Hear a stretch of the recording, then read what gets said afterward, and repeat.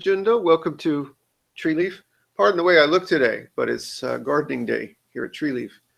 We have a little farm field in the back, and we only use a portion of it, but we put in some potatoes and tomatoes and that kind of thing. And sometimes they grow the way you want, sometimes they don't. But that's our subject today, which is engaged practice. And it's a lot like gardening, I think. We're trying to nurture this world and grow something beautiful and healthy and pull out the weeds of greed, anger, and ignorance. We'd like to have something that is nurturing for not only ourselves, but our fellow sentient beings, and brings a little more health and happiness to those around us. It is a lot like gardening. And like gardening, it doesn't always turn out like you plan.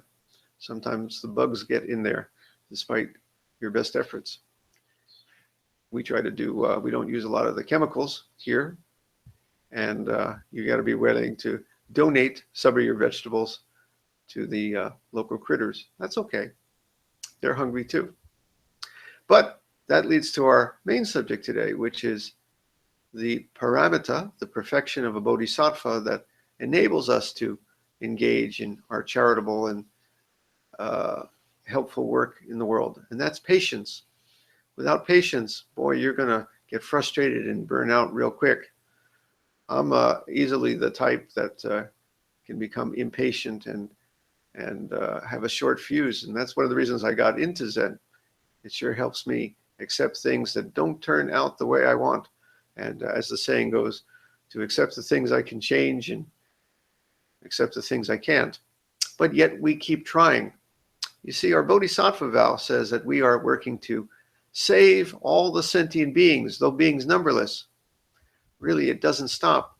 But yet we keep trying. And the only way to do that is with patience, acceptance, equanimity, working for the outcome, yet not being attached to the outcome. I have a couple of Sangha friends who are social workers, and they say that attitude is very important in their work. Otherwise, they would lose hope. They would become frustrated so easily. You help one homeless person or one person get into a rehab or find a clean place, a clean and safe place to live, and it seems there are two more people knocking at the door.